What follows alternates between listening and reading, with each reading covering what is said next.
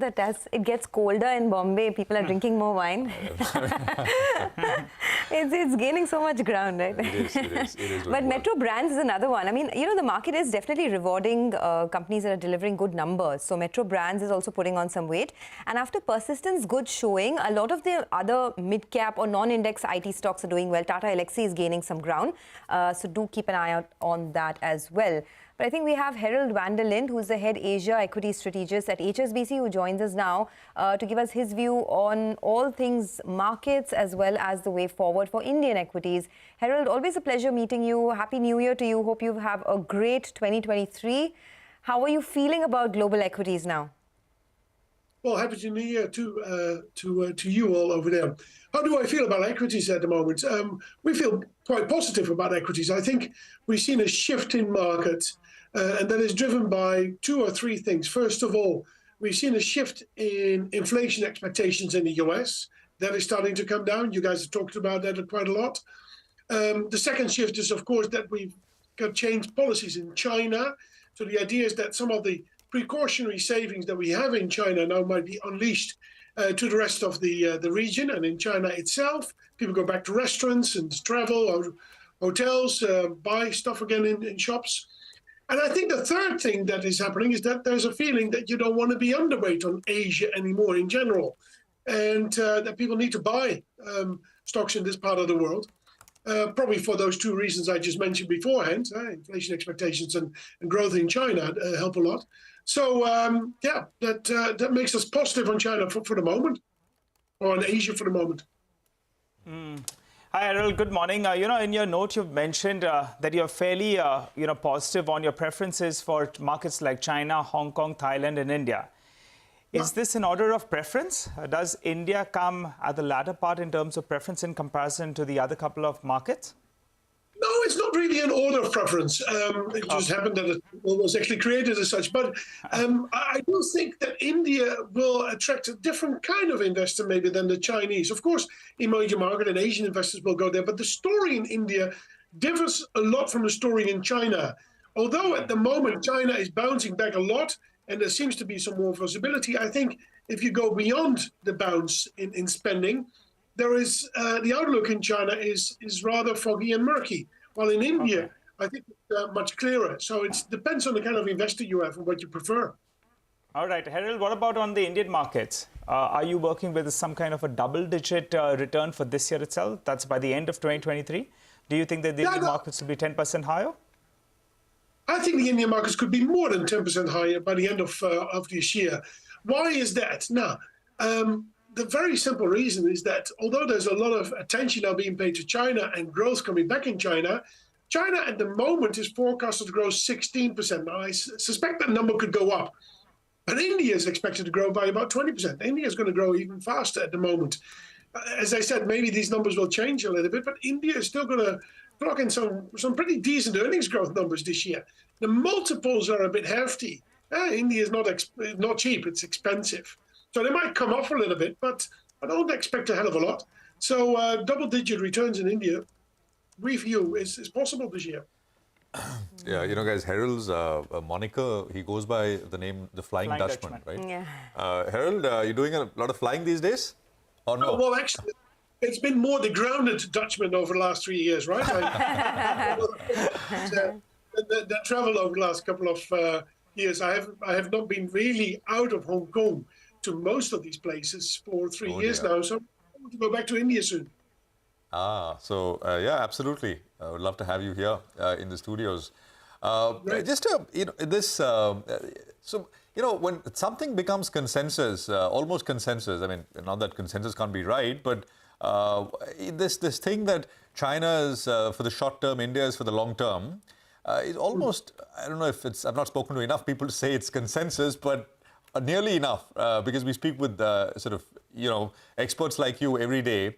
It's almost, we hear it every day. You think, I don't know, I mean, I'm just throwing that your way. Does it necessarily have to pan out that way? What could be different? No, actually, I think that's been the story for the last almost 20 years already. China is for the short term and India is for the longer run. If you look at the performance of the Indian stock market over the last decade or 2 decades has been just phenomenal. And China has not done as good, but there have been bouts of trading where you could make a lot of money in China.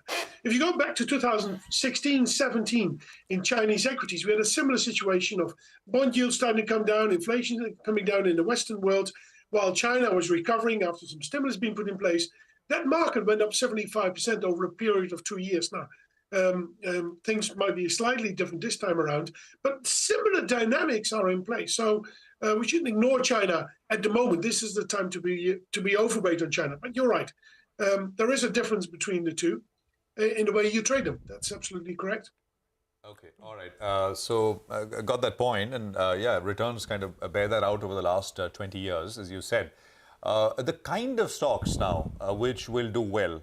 There is growth. When we say growth, I mean high P stocks. I mean, India has always been an expensive market.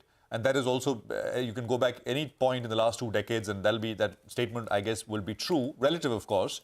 But are valuations in the growth names, I mean, secular kind of stories where there is this compounding which has been kind of built out, made out, people are questioning locally. Local investors are questioning whether this buy at any price because they've compounded for 10 years, 15 years. Will that continue? Right? These are largely in the consumption area. Any thoughts, Herald, there? No, two thoughts on that. First of all, if you look at the earnings profile in most markets, and India is not an exception here, it is healthcare, consumer, discretionary, and these sort of companies that do very well. So you want to have that domestic exposure in India, as you want to have it, for example, in China as well. And some of the sectors you highlight right here. The other thing is that as global bond yields fall, the discount, this is a bit technical, but the discount that we attach to value created in the future falls. And that means that that value in the future rises because the discount is smaller that we attach to it. And therefore, yeah, it's growth stocks that do well. And you can see that. You see that, for example, in tech stocks start to outperform across the world. For example, in China, it's China Internet that's doing very well. And India fits that particular profile as well. It's these high P, these long-term stories, like some of your paint sellers or companies that sell biscuits and whatever, that could perform very well in such an environment as well. So there's good reasons to believe that that might be the place to be at the moment. Okay, well, I want to take that point, scratch that point a little more. By the way, just wanted to mention to our viewers, draw your attention to Persistent Systems, which is now at the high point of trade. So definitely the dips are getting bought here. Good set of numbers, no complaints at all. And the market likes that. 3% higher now on Persistent Systems. And IndusInd Bank as well has moved, from the lows. The dips are getting bought there. The stock is now at the high point. Herald, the IT space is a sector that you've tracked for a very long time back home in India, and you've been investors, large investors in a lot of these names, Infosys, TCS.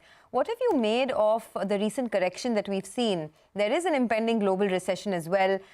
From the management speak, we understand that client spending is getting delayed. Decision-making is getting delayed for sure. Do you think that there is still some more caution to be exercised here, or is this a good time to be loading up on the large cap tech names? I think so. The story that we get from these Indian companies mirrors very much the story that we get, for example, out of Korea and Taiwan, exporters there. For example, quite recently, a Taiwanese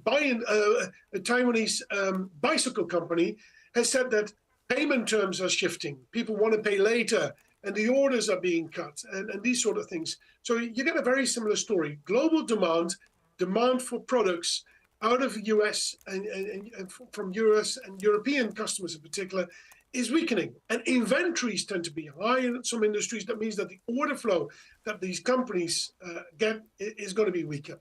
And I suspect that's going to persist for a little bit longer. But we gotta throughout this year, we gotta see how much further downside that means for these share prices, because some of these companies have already underperformed. They're quite weak, and if we see any sign that the demand is not worsening further than anticipated, that might be the time you want to go into those stocks. But for the moment, I think you want to be careful with globally exposed exporter companies. There are, in fact, Herald, there are some signs that demand is perhaps not worsening further. That's what the large cap tech companies have told us, that demand is stable. Of course, as they head into a recession, you never know what takes place. So at this point in time, are you as a large investor looking to put money to work here?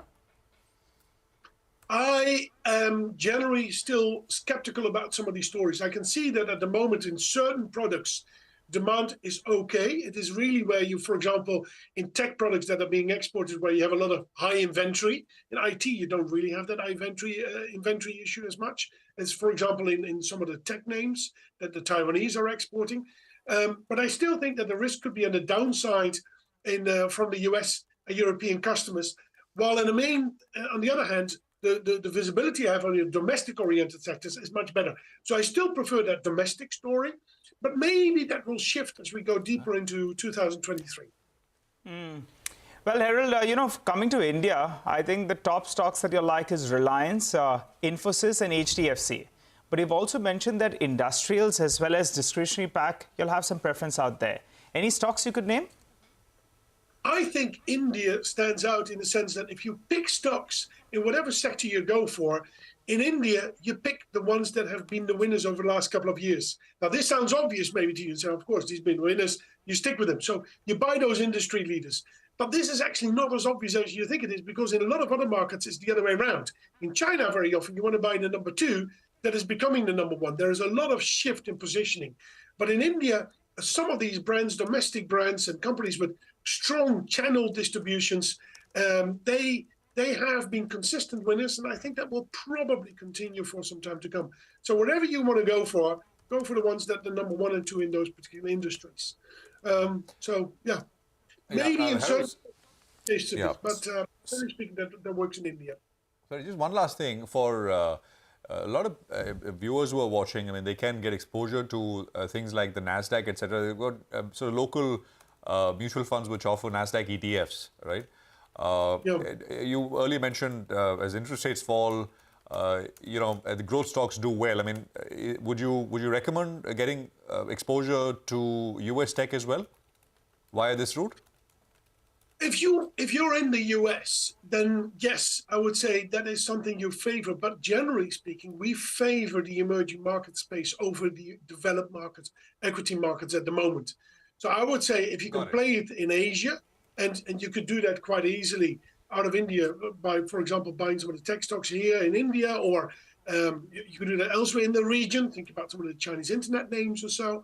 Then I would favor that, because I think there's more upside into that and than developed markets. All right, fair enough. Herald, we'll leave it there. Thank you very much, and I hope from grounded you're able to fly again and you don't remain grounded. And as you said, I hope India is the top of the list when you firm up those travel plans. Thank you for joining us here on CNBC TV18. Thank you.